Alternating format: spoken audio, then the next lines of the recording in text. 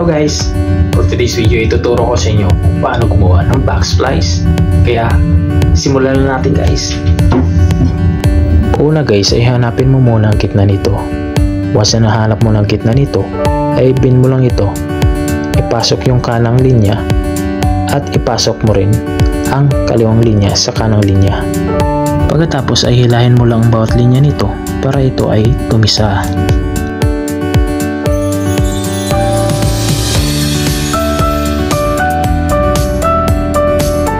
Ganito ang forma nito guys pag natisa mo na yung tatlong linya na yan. At ngayon guys ay papasok na natin ang bawat linya sa strand nito.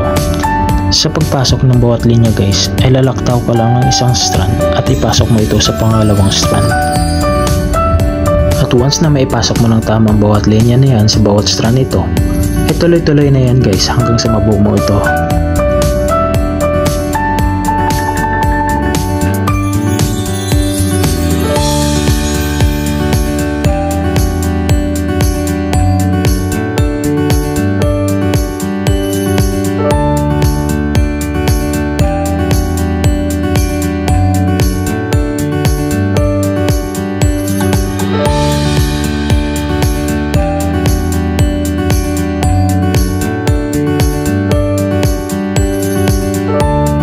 At ayan guys, buo ng ating back splice.